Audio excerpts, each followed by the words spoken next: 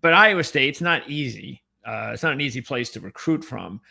But for Matt Campbell's tenure, what would be the average ranking, say, over at 247 that they've been getting? And what was their ranking this for the 2025 Classic? I'm assuming it was down a little bit. Yeah, they're typically in the 40s or 50s, probably a little bit closer to the 50s than they are into the 40s.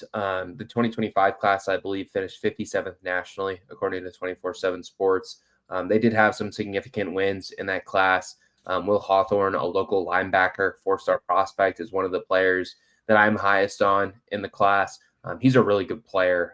He's someone who I think has the opportunity to contribute for Iowa State this fall, potentially on special teams. Perhaps on defense in various packages. On the offensive line, they had a really good late run of success shortly before signing day.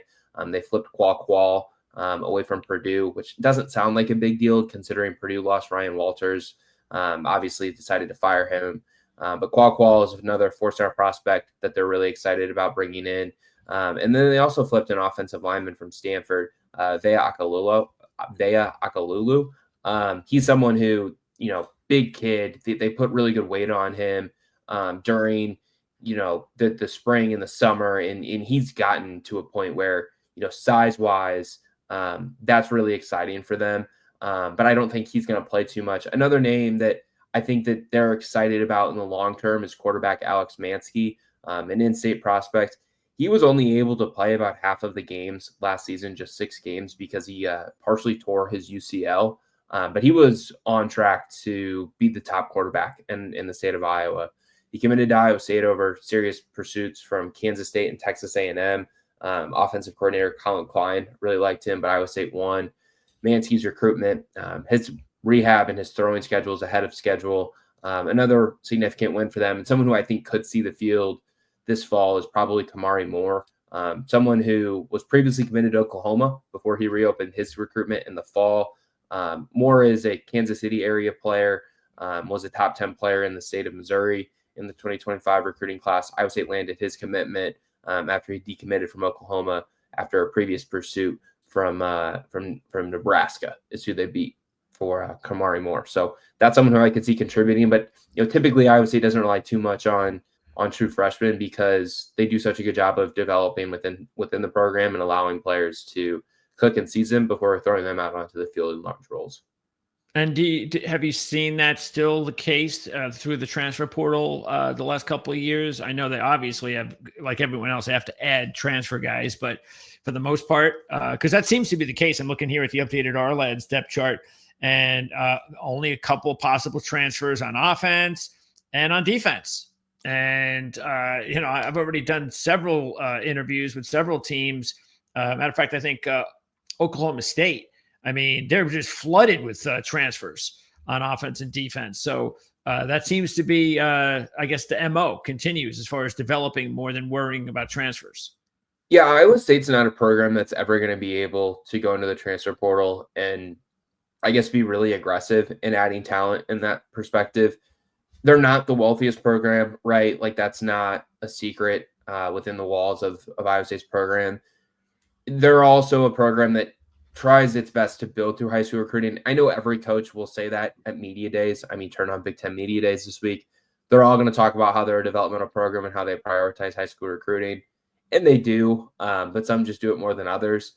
I would say it's one of those schools that has to do it more than others because they don't have the resources to go to the portal and pay for a lot of players in the transfer portal. In terms of, starters this year who they probably have acquired through the portal, I don't think there's more than 2 on the offensive side of the ball, both of them likely at receiver, and Chase Sowell, who I've mentioned a few times, and Xavier Townsend, who comes to Iowa State via UCF. And that's kind of a unique situation.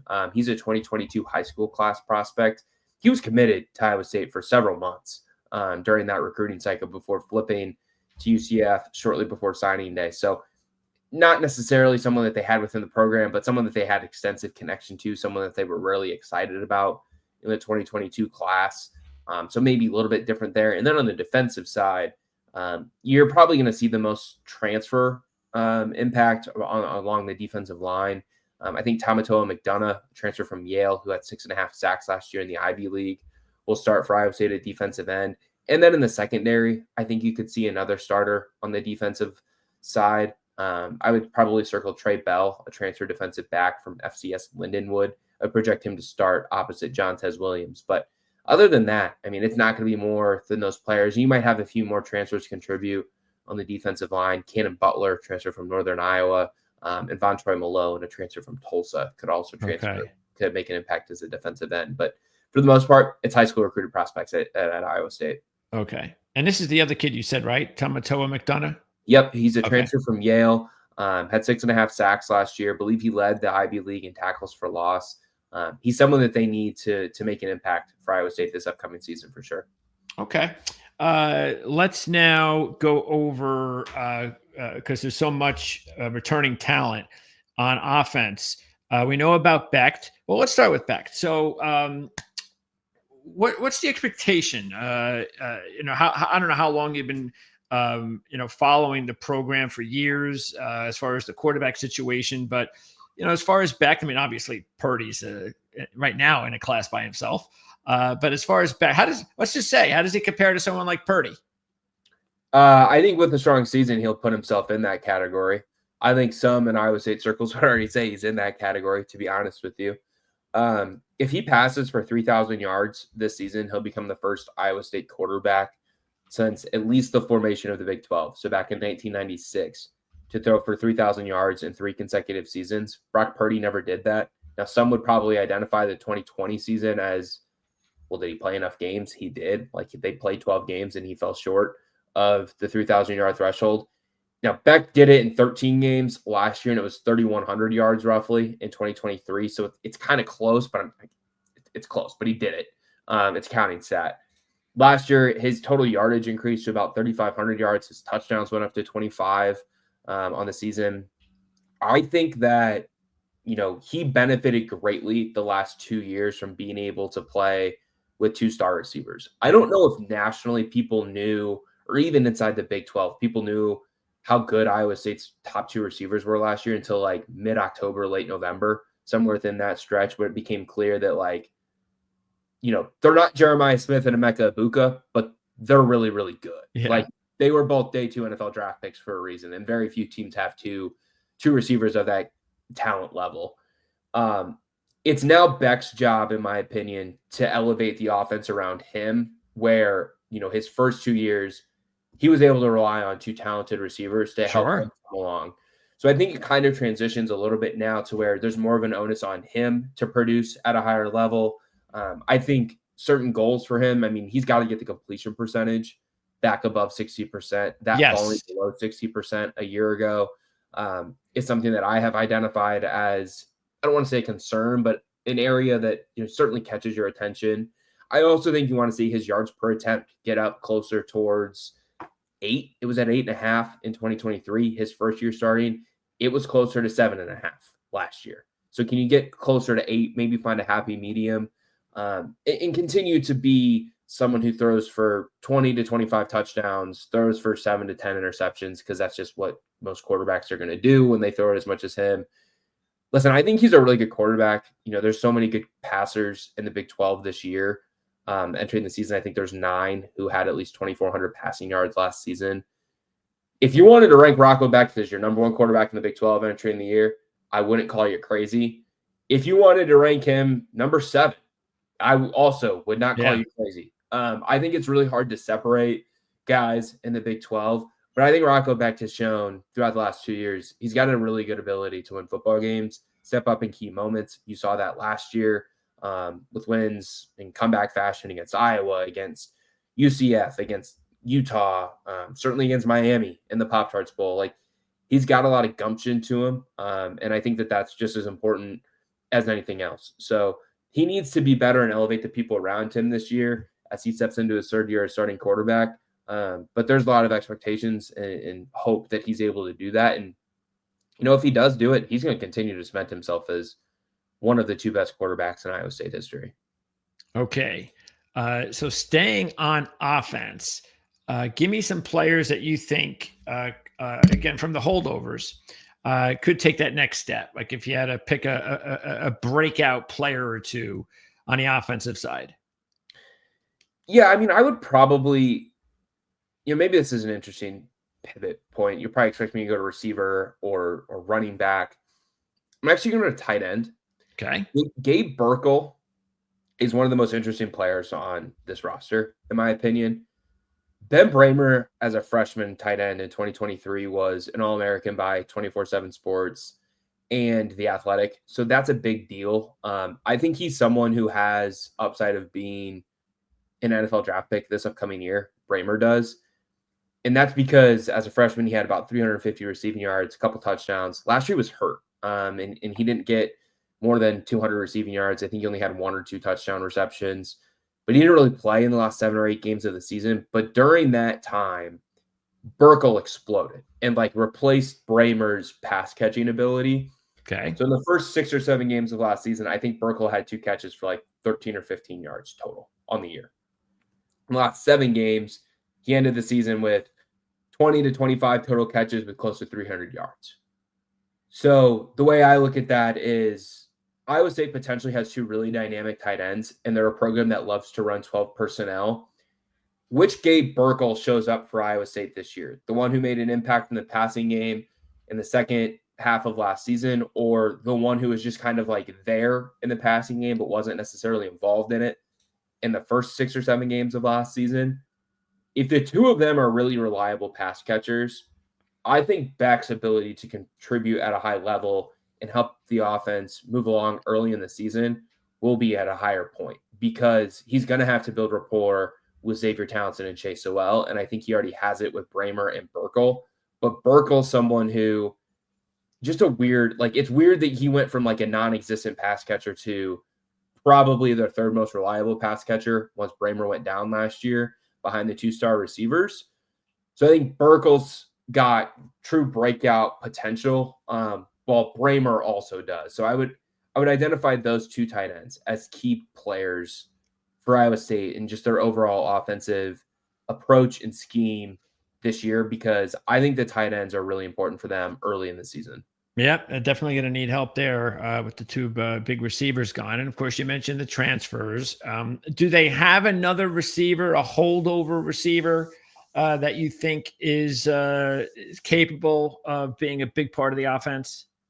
There's a few names I could identify. Someone within the program that they're high on is Brett Skildson.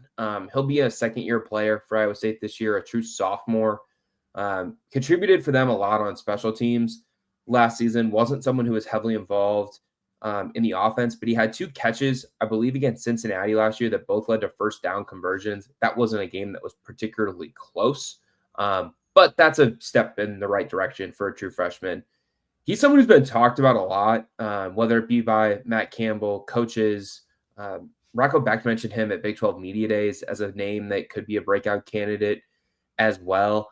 Like I said, key player for them on special teams. They've had players throughout the decade of Campbell's tenure go from special teams contributor to major contributor on offense or defense. Okay. I think at best, he's their 3rd wide receiver.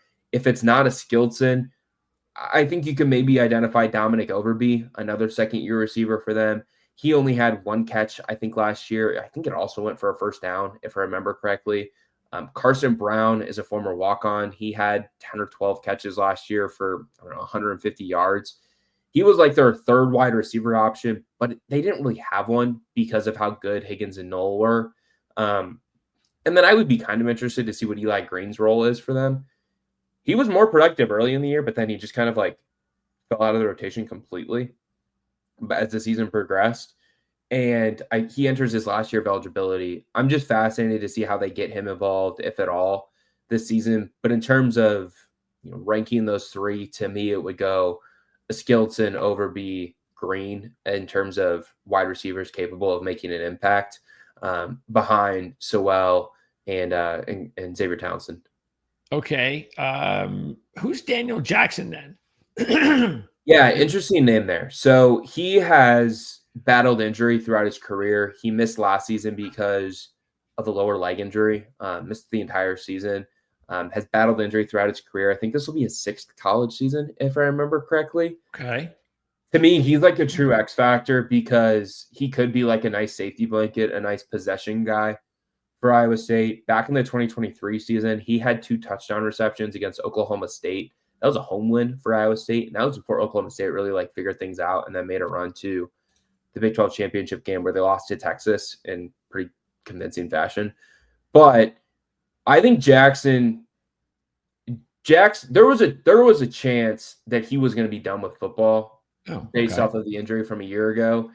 But they, went through the process with him. They determined that he was capable of returning. He wanted to return.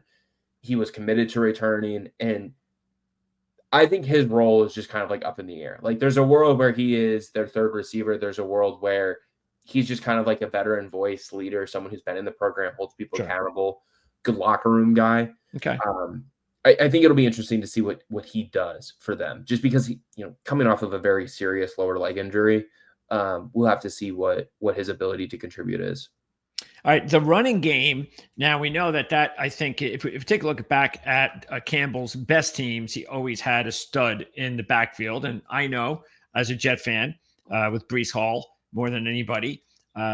So, with the 2, really big time backs that they've had there. And then since then, though, last few years, it's kind of been a little bit quiet. And that's been, it's been a part of the offense that's just been missing.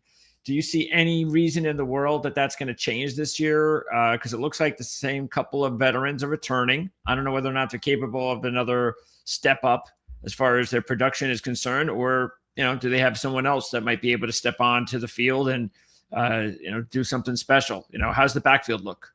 Yeah, I think there's 2 names at the top of it, Carson Hansen, Abu Sama.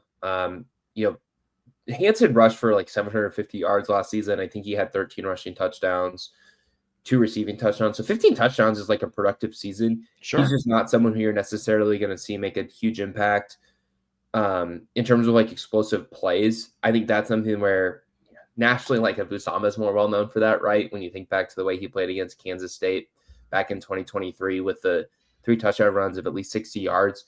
Sama has just lacked the consistency of a reliable back throughout his first 2 years. He takes too many negative plays. He takes too many plays that don't go for a positive gain or no gain at all. He dances too much, I think, and just doesn't see a hole and hit it and go upfield.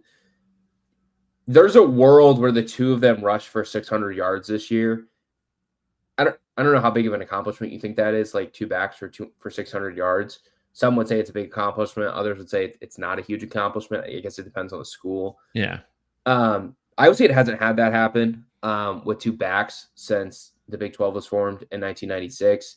So far, I would say like that's a pretty big deal if it occurs. If Wisconsin did that, I mean, they damn near had 3 1,000-yard backs back in like 2013, 2012 under Brett Bielema.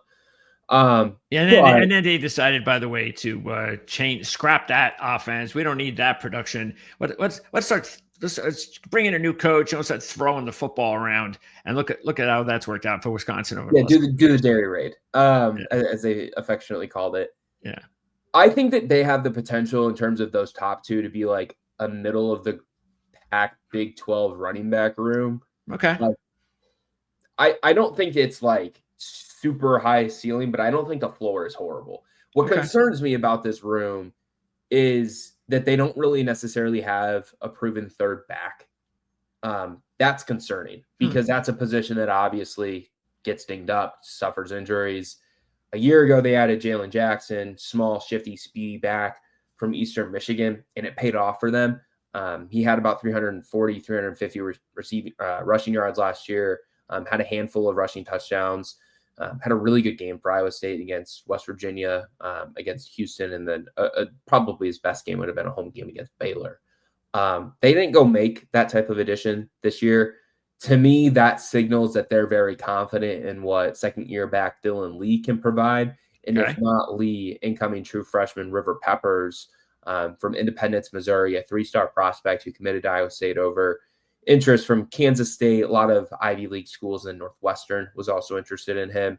He was very impressive throughout the spring and the summer. So I think that signals that they have confidence in Lee or Peppers, but neither one of those guys have contributed, in college football to a serious degree. So I think it's important for Hansen and Sama to stay healthy and then to also produce at, a little bit of a better level this year, a more consistent level, particularly for Sama. Were Hall or Montgomery, were they high recruits or were they just those 3-star guys that just found a way to become really good players, at this program and based around, the system and their talents, obviously.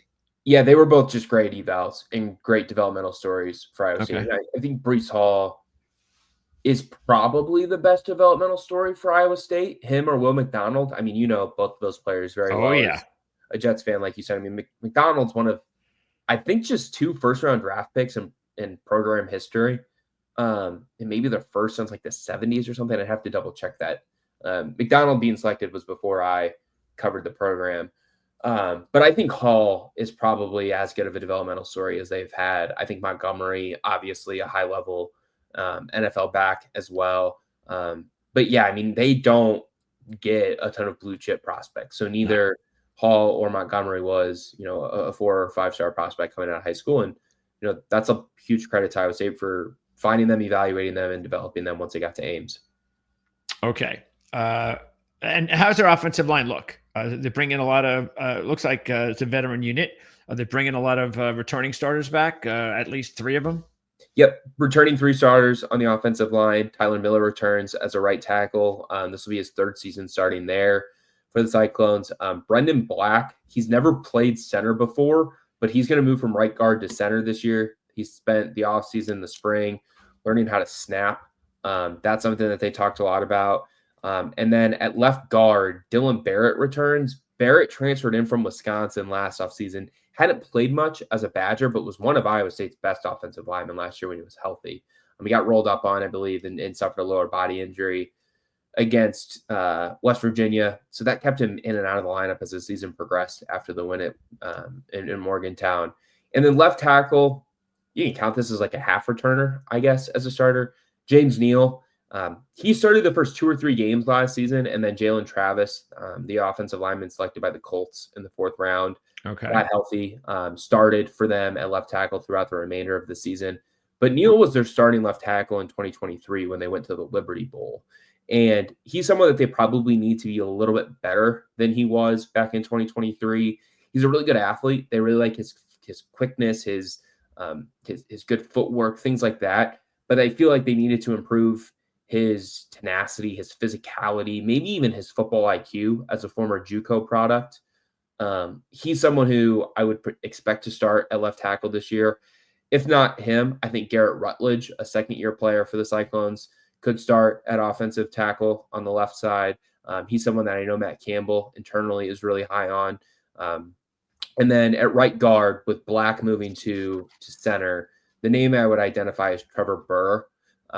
Last season, Dylan Barrett, when he was hurt, Burr started for them at left guard. So to me, it's most logical that Burr would start at right guard for the Cyclones. Got really good size, can be really physical.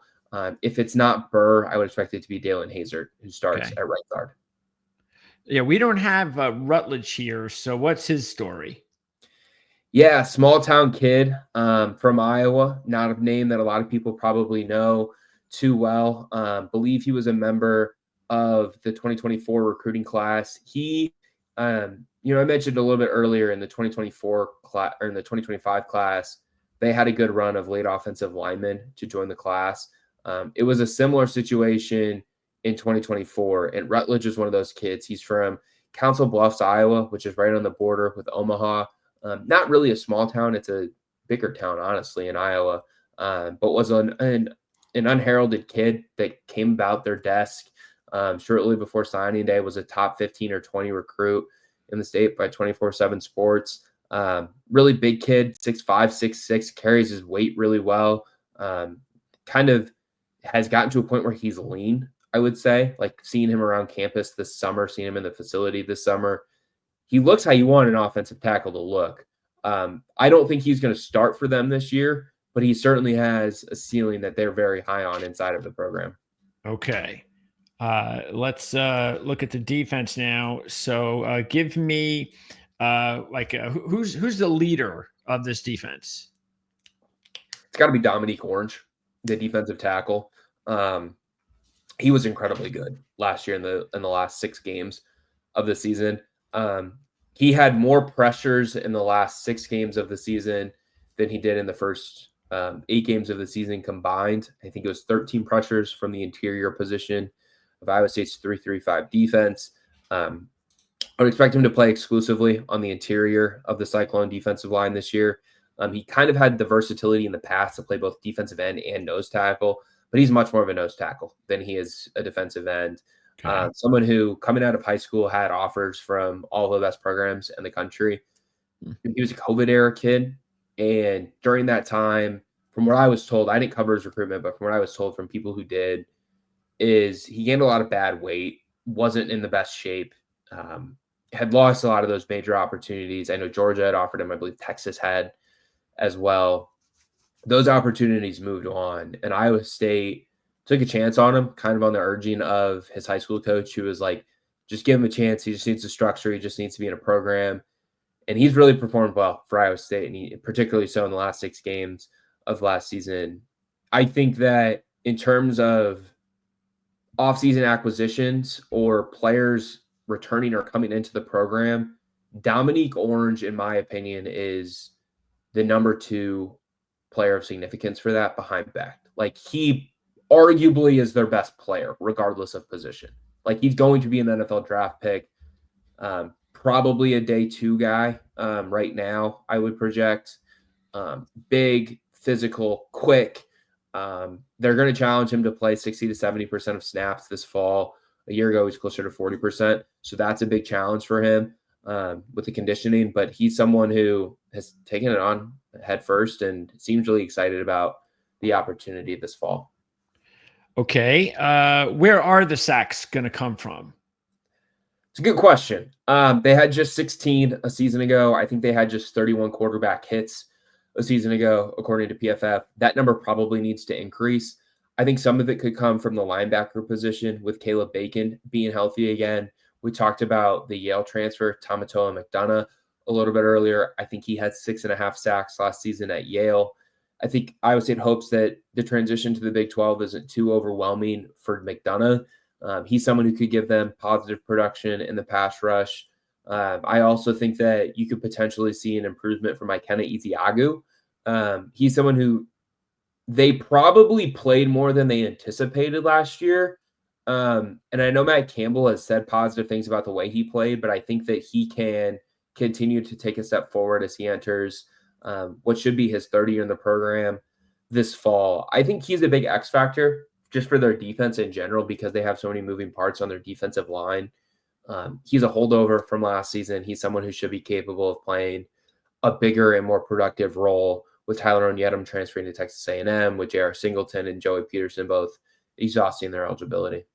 Okay. And they have some young guys that produced last year. Abel, Jontez Williams, I think Deshaun James, they put up some decent numbers for young kids. Is there, give me a breakout player or two from the holdovers on defense? Yeah, I would go Marcus Neal. He's probably going to replace Bo Freyler at the star position. Freyler was a multi-year starter, multi-year captain. You get Matt Campbell to talk about Bo Freyler, and he's probably going to speak as highly of him as he is any player in his tenure at Iowa State. Okay. And that includes Brock Purdy, that includes Breece Hall, David Montgomery. Oh, wow.